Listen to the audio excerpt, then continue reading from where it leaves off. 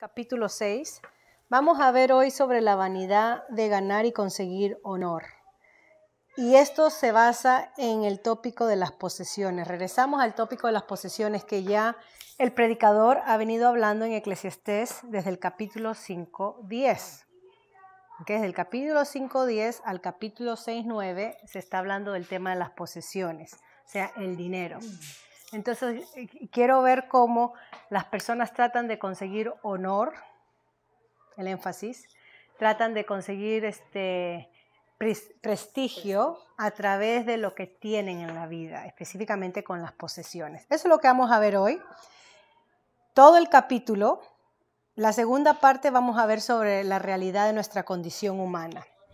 Y vamos a terminar entonces, yo les voy a dar un pasaje en Lucas donde vamos a terminar porque Jesucristo, ya la semana pasada mencioné dos eventos, dos personas que se acercaron a Jesucristo, el joven rico y Zaqueo, y cómo Jesucristo les responde a ellos basado en dónde estaba el interés de cada uno de ellos. Ya vimos la semana pasada, pero ahora vamos a ver sobre cuando la riqueza o la abundancia llega a ser para contribuir a la insensatez de la persona. ¿Okay? Vamos a ver ese tema hoy. Empecemos entonces. Recordemos esto, que es importante tener el contexto en mente. Desde el capítulo 6:1 de Eclesiastés, ahora empezando, hasta el 8:15, o sea que si ustedes leen en casa, lean toda esa porción. 1 hasta el 8:15, podemos ver una estructura, una unidad estructurada. ¿Okay? Porque este capítulo 6, que vamos a leer, comienza con la insensatez. Comienza a definir lo que es la insensatez, la necedad. Y lo hace de manera exagerada. Usa una hipérbole. Ese es el género de lenguaje de la literatura hebrea para hablar de la exageración. Nosotros también usamos exageración para dar énfasis a algo.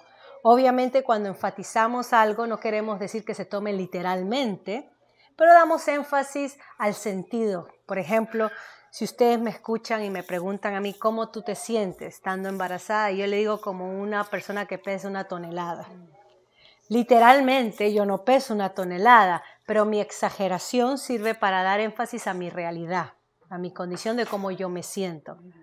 Entonces acá vamos a ver que la insensatez, el predicador va a exagerar un poquito acerca de la insensatez para enfatizar la realidad de la insensatez. ¿Okay? Eso es lo que vamos a ver. Y vamos a ver entonces las riquezas. Vamos a regresar al tema de las riquezas. Vamos a ver a muchos hijos. ¿Okay? Contrario a la mente de hoy en día, donde tener hijos es una carga, una inconveniencia, una interrupción a tu vida académica, laboral o de pareja. Antiguamente, especialmente en estos tiempos del Medio Oriente, cuanto más hijos tenía, más honor se agregaba a tu nombre. O sea que el tener hijos era algo de honor al patriarca de la familia. Y quizás en nuestros pueblos algo similar se comparte, ¿no? Era una bendición, un gran honor, la multitud de hijos. Entonces acá el predicador va a usar esa ideología común o creencia común para hablar de la insensatez, que ni aún consiguiendo multitud de hijos, aunque seamos insensatos, eso nos va a dar honor a nosotros. Y vamos a ver también la larga vida, que si vivimos larga vida. Entonces eso es lo del versículo 6 sobre larga vida, que era también algo de honor. Quizás en nuestra sociedad hoy en día, por la mentalidad, a los ancianos, a los que pasan de cierta edad, 80, 70, ya están para, muchas personas de la edad dicen, ¿no? Ya estoy para ser archivada, ya no sirvo, ya estoy lista para la tumba, etc. Entonces la gente muchas veces dice, no quisiera llegar a tantos años y estar sola o enferma o en una cama, etc. Pero en aquellos tiempos el vivir más de los 70 era una bendición de Dios y años extras de gracia. Y añadía honor a la persona. Entonces acá el predicador va a usar la larga vida también como otro este factor que puede darnos honor, pero si la insensatez está en el corazón, de nada nos sirve. Entonces vamos a ver esos tres: riquezas, hijos y larga vida, y quizás traducirlos un poquito a nuestro tiempo. Ahora, se nos va a decir dos cosas que quiero que presten atención, porque la razón por la insensatez, si uno pregunta cuál es el motivo, la razón por la cual la gente es insensata, acá va a decir, primeramente a forma global, el predicador va a decir que el ser humano por naturaleza no aprende, el ser humano por naturaleza no aprende de sus caprichos. ¿Okay? Sabe que se afana con el trabajo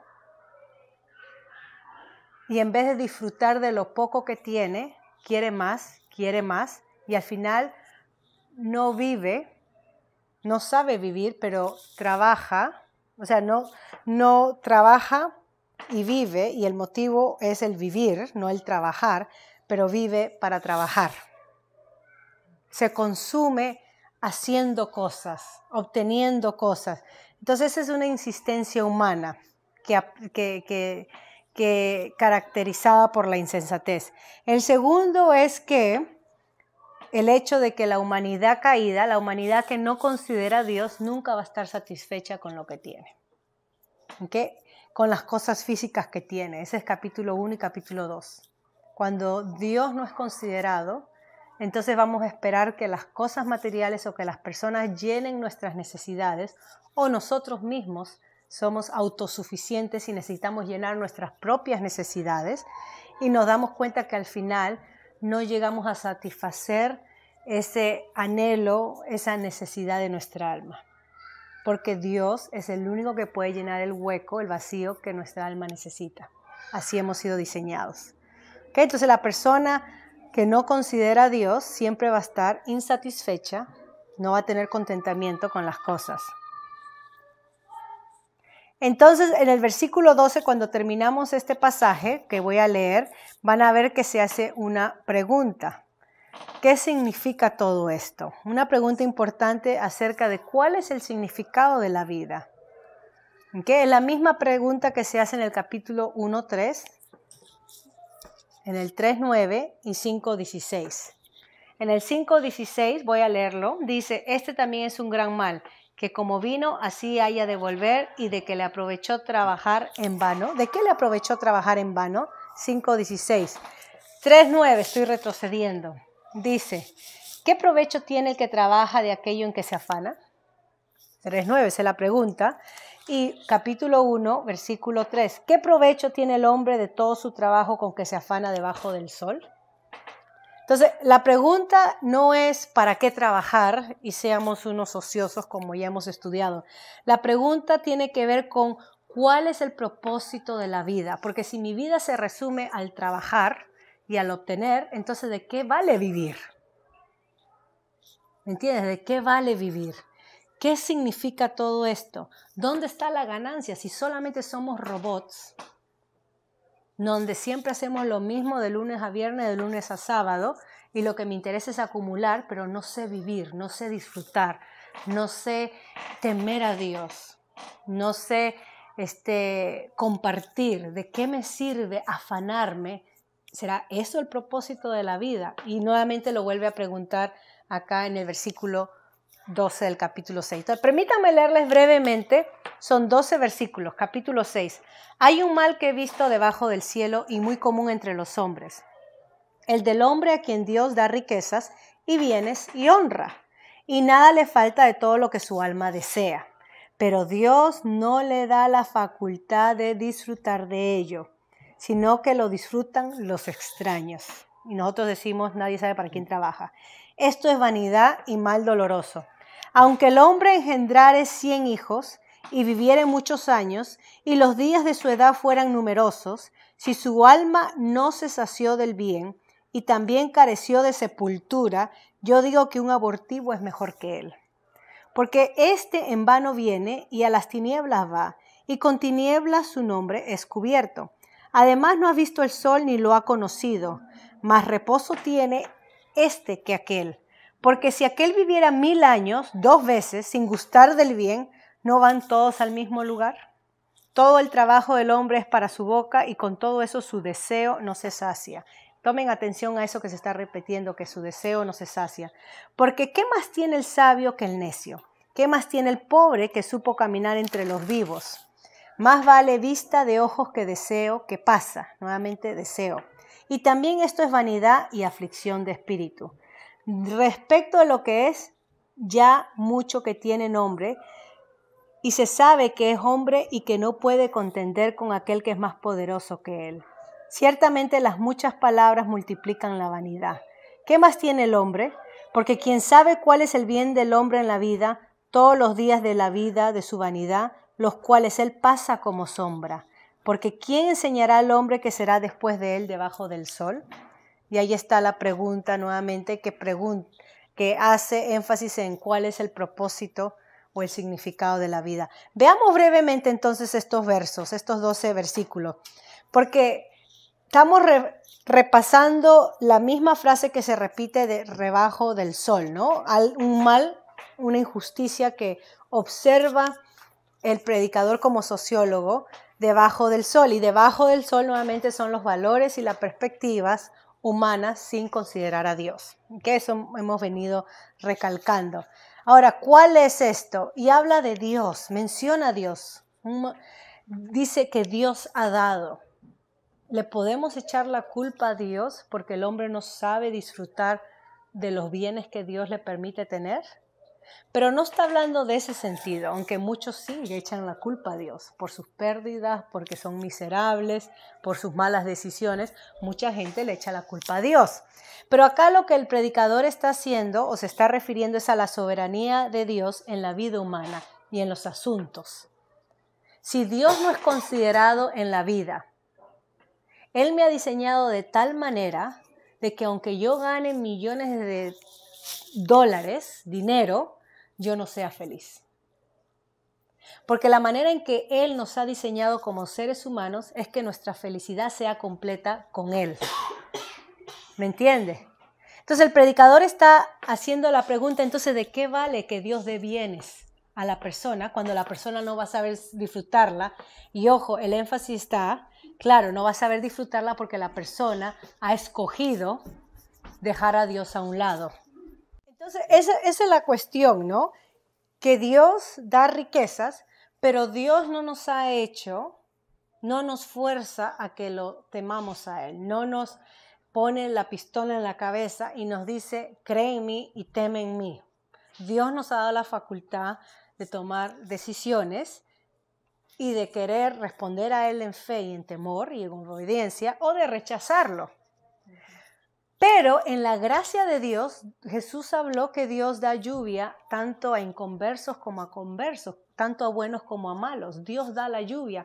No es que solamente los cristianos comen del campo, tienen el sol y el día, y los malos no tienen eso. O sea, a pesar de que la gente lo rechace, sea mala, Dios aún los bendice dándoles de su creación y no eliminándolos. Dándoles de abundancia de trabajo, de dinero, porque hay ricos que no creen en Dios y gozan, y eso viene de Dios, pero no lo reconocen. Entonces acá el predicador, el énfasis se está refiriendo a la soberanía de Dios, que a pesar de que Dios está envuelto en la vida humana, en los asuntos diarios, Él nos ha hecho de tal manera de que si no le tememos a Él, de nada no vamos a tener el contentamiento ni el gozo. Es así como Él nos diseñó. ¿Okay? Es lo que está tratando de hablar el predicador. Ahora, recuerden que en el pacto de Israel, la obediencia, cuando el pueblo de Dios obedecía a Dios, teníamos en Deuteronomio 28, esa parte de las bendiciones, que Dios los prosperaría, le daría bienes. Entonces, también una forma de la mentalidad hebrea era que si eres rico, es porque estás bien con Dios, porque Dios te está bendiciendo. Entonces, por eso que Job tenía un problema con sus amigos, porque algo has debido de hacer, Job, en algo has pecado, piensa, porque Dios no puede traer, es la mentalidad hebrea, ¿no? Y muchos creyentes piensan así, Dios no puede traer calamidad y mal a las personas buenas, son los malos los que sufren. Entonces, si tienes dinero y prosperas y aparentemente estás en los caminos de Dios, es porque estás bien espiritualmente. Y esa es una mentira, falacia, ¿no? Es una forma errónea de pensar, porque la Biblia está llena de preguntas que los mismos profetas o los mismos justos que padecen preguntan: ¿hasta cuándo, Señor, no haces justicia? ¿Por qué le das a los ricos? Habacuc hace la pregunta: ¿por qué los poderosos nos oprimen y tú le dejas y los bendices con más riqueza y poder? Y nosotros los justos padecemos. Así que hay que corregirnos eso, ¿no? Pensar que si estás en prosperidad es porque estás bien con Dios. Y eso es una mentira, no necesariamente. ¿Okay? Entonces habla a esto. Ustedes pueden leer el Salmo 73. Lo voy a mencionar brevemente para que vean cómo tiene esto sentido. Yo lo leí la semana pasada, hace 2 semanas creo que yo lo leí. Sí, yo he leído este Salmo 73, así que apúntelo para que lo lean. Voy a leer un versículo nomás. Dice capítulo 73, versículo 1. Ciertamente es bueno Dios para con Israel, con los impíos de corazón. En cuanto a mí, casi se deslizaron mis pies, por poco resbalaron mis pasos, porque tuve envidia de los arrogantes, viendo la prosperidad de los impíos. Porque no tienen congojas por su muerte, pues su vigor está entero. No pasan trabajo como los otros mortales, ni son azotados como los demás hombres. Por tanto, la soberbia los corona, se cubren de vestido de violencia, los ojos se les saltan de gordura, logran con creces los antojos del corazón, se mofan y hablan con maldad de hacer violencia, hablan con altanería. Estos son los ricos y poderosos, ¿no? Ponen su boca contra el cielo, o sea, contra Dios, y su lengua pasea la tierra. Ellos son los que decretan y dicen cómo todo debe de marchar. Y de ahí, si ustedes siguen leyendo, es como un salmo de queja. Los impíos prosperan, los malos prosperan y hacen lo que les da la gana. ¿Qué está pasando? Pero voy a saltar al versículo, si ustedes me permiten. Es un salmo largo.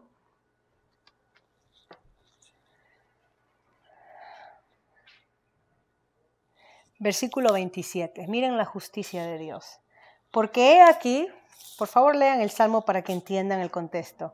Los que se alejan de ti perecerán. Tú destruirás a todo aquel que de ti se aparte. Pero en cuanto a mí, el acercarme a Dios es el bien. He puesto en Jehová el Señor mi esperanza, no en las riquezas como estos ricos, para contar todas tus obras.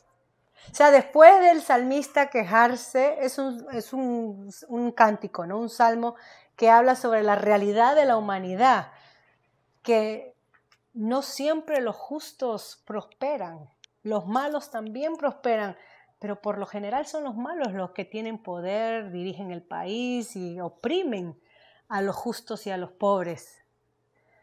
¿Por qué? Y dicen: yo no quiero tener envidia, pero ¿cómo es que Dios permite esto? ¿Será Dios injusto?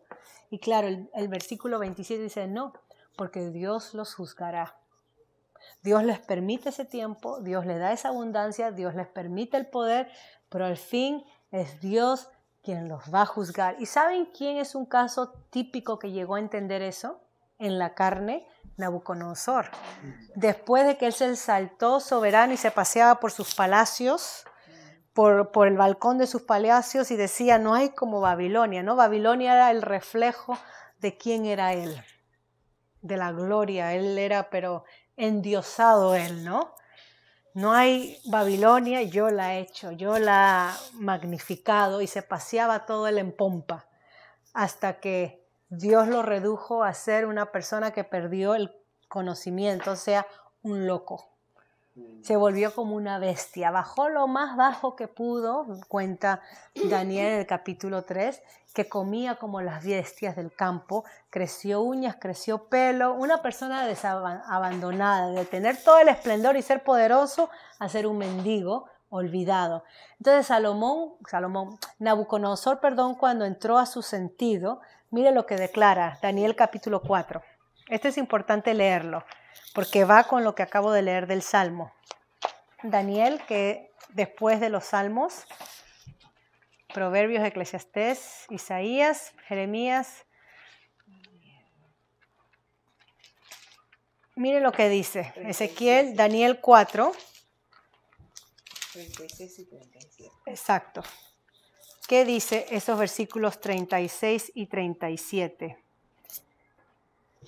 Miren lo que dice. En el mismo tiempo mi razón me fue devuelta y la majestad de mi reino, mi dignidad y mi grandeza volvieron a mí. O sea, él fue restaurado al reino.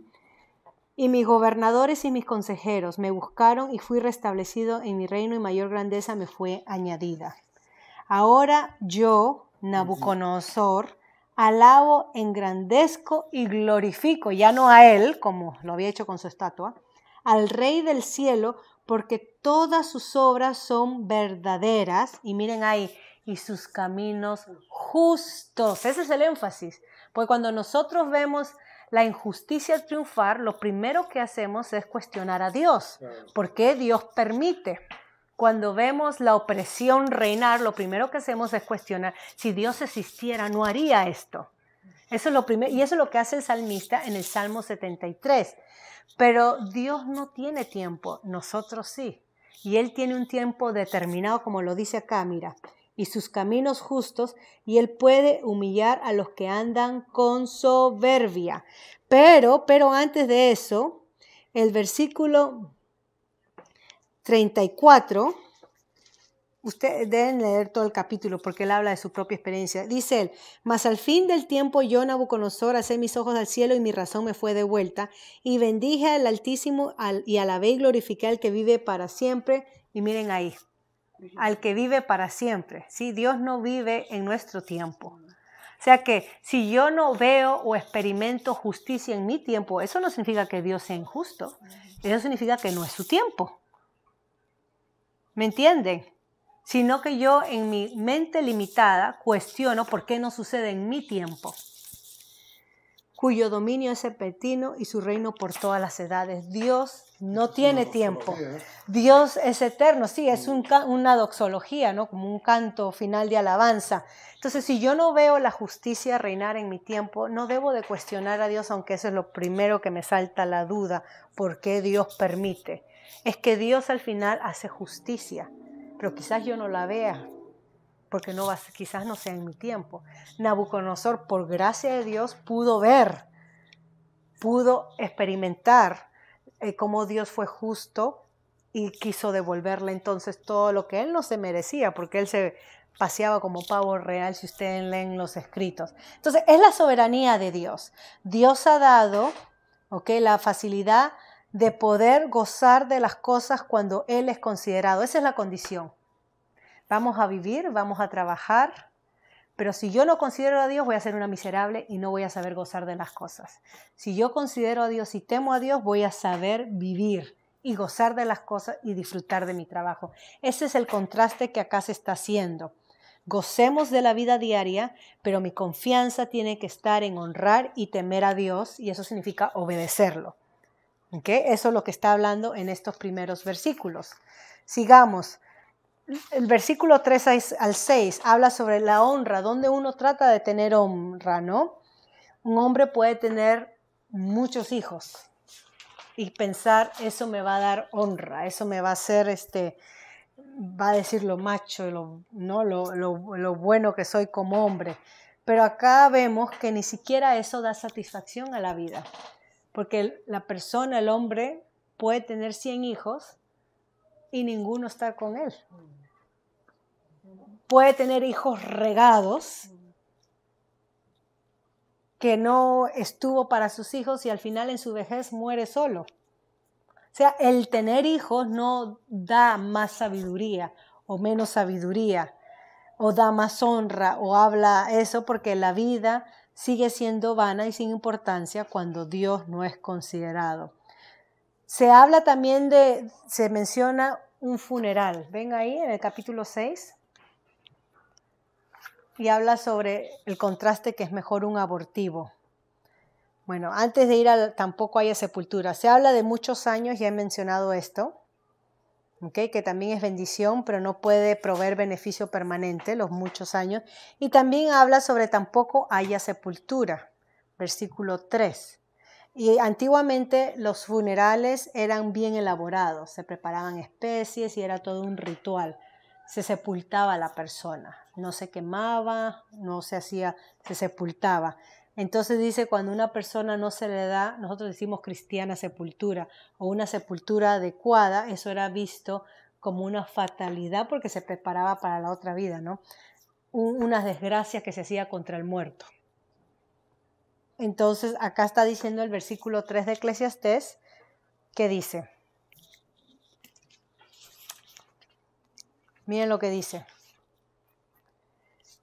Déjenme leer, si un hombre engendra 100 hijos y vive muchos años, por muchos que sean sus años, si su alma no se ha saciado de cosas buenas, ya hemos hablado de eso, y tampoco haya sepultura, entonces digo, mejor es el abortivo que él. Mejor, claro, esa es la común, ¿no?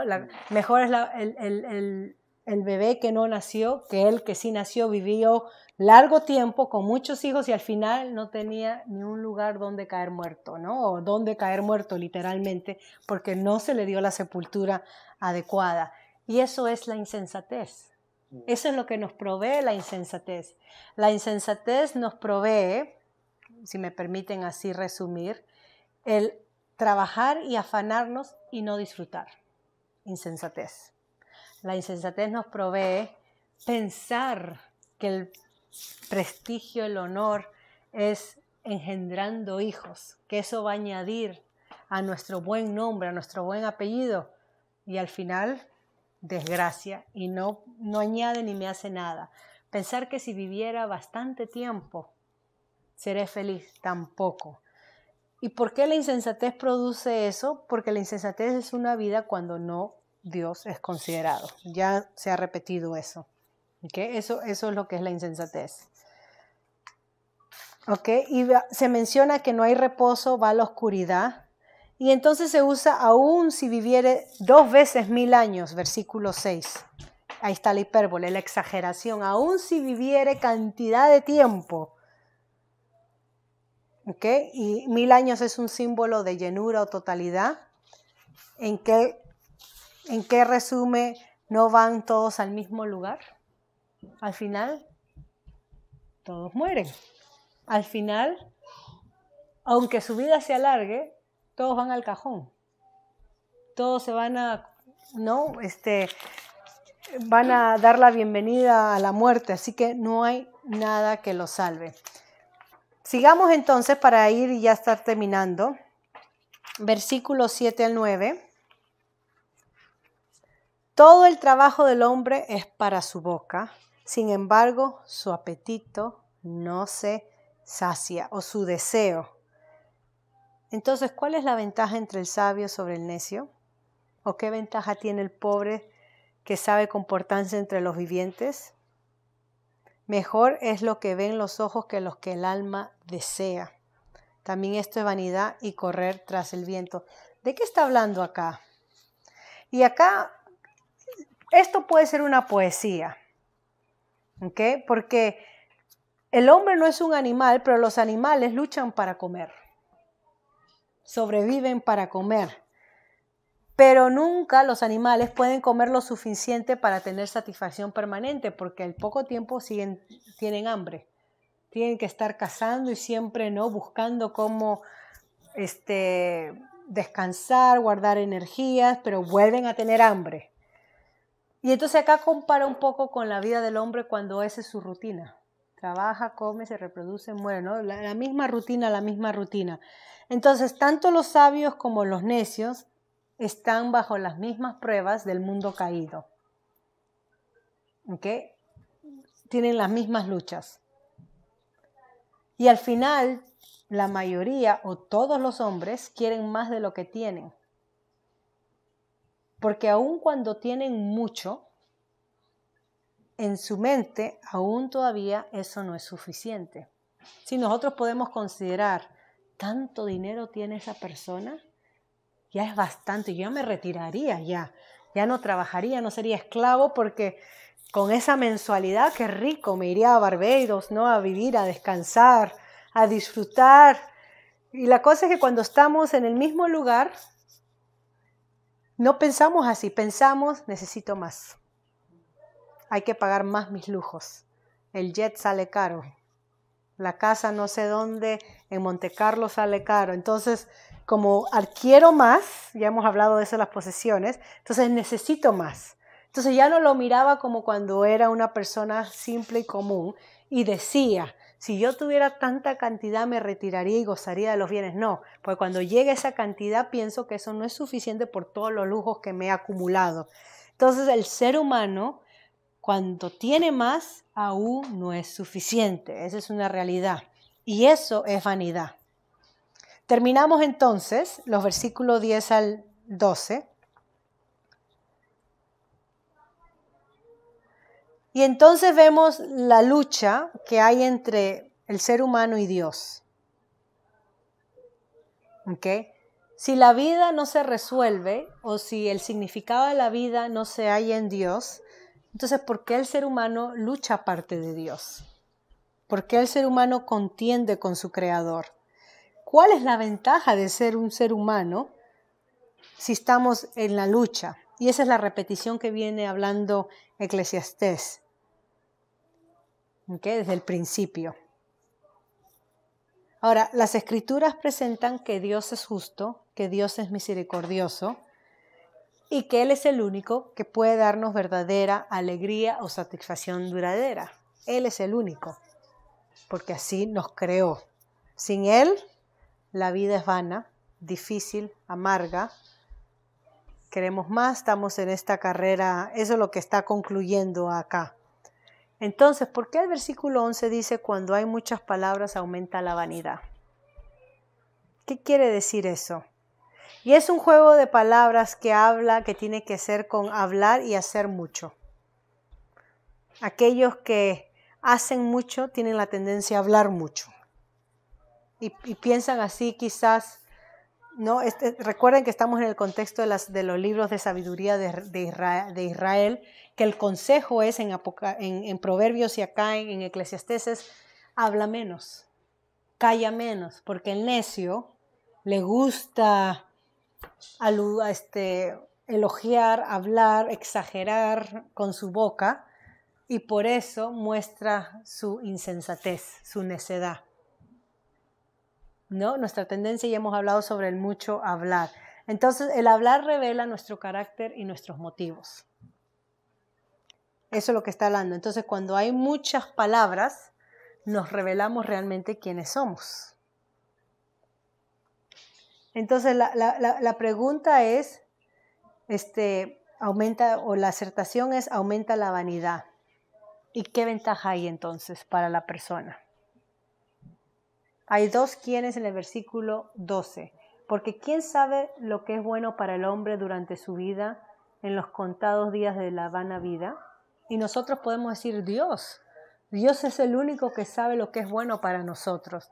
Y Él es el único que lo ha revelado en su palabra. Lo único que tengo que hacer es buscar y leer.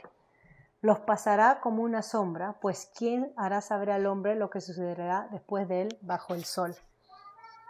No tenemos control del futuro.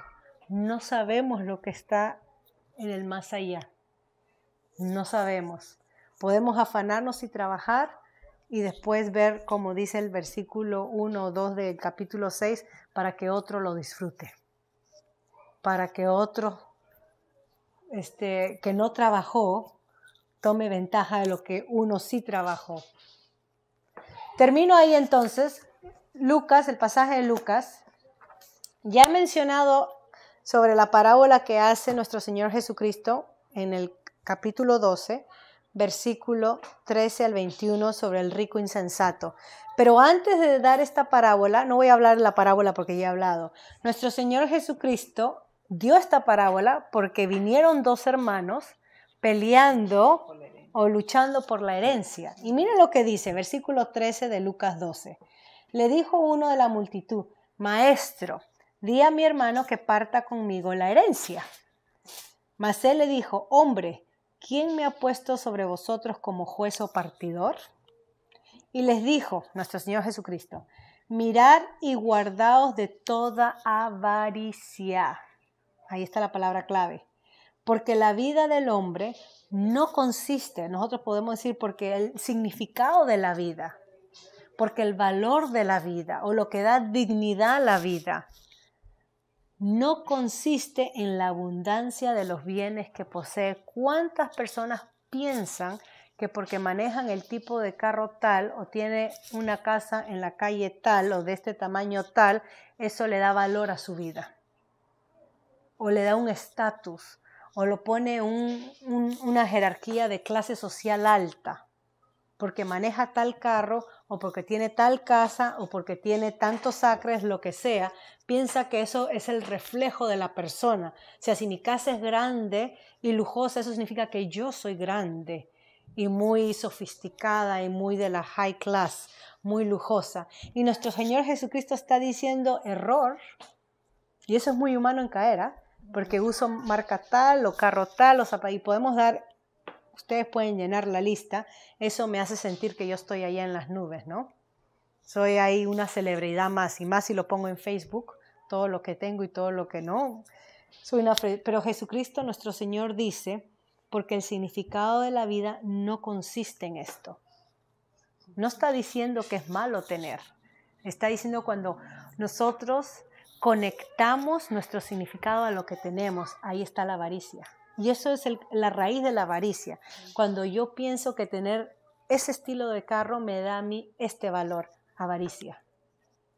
Porque entonces yo quiero mantener ese estilo o tener uno mejor para que mi valor o mi estatus incremente. Ahí está la avaricia. ¿Okay? Y esto es lo que está hablando el predicador. ¿De qué vale? Esto es insensatez. Esto es necedad.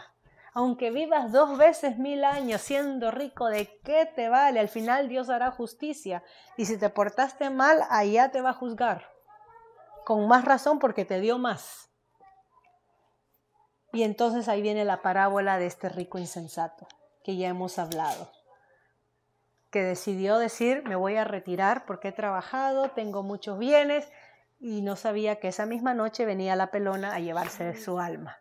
O sea, ¿para qué se afanó, no? Y es algo cómico. Pero así es, así es. El proverbio japonés dice, nos pasamos la mitad de la vida trabajando para acumular y la otra mitad de la vida gastando lo acumulado para nuestra salud. Sí. Porque no escatimamos y no pensamos que somos Mujer Maravilla o Superman y somos de hierro y no sabemos darle el descanso adecuado, no sabemos respetar y disfrutar, pero respetar los límites de nuestro cuerpo. Pensamos, hoy yo puedo hacer 16 horas así de fácil. 2 veces el turno de enfermera, nadie me dice nada, normal. ¿Sí? Pero cuando llegues a tal edad, vamos a ver cómo te pasa la factura la vida. Entonces, no seamos necios pensando que la vida consiste en obtener y tener. Porque cuando pensamos así, es codicia y eso es pecado. Más bien pensemos cómo puedo disfrutar de lo poco o lo mucho que tengo considerando y temiendo a Dios en mi vida.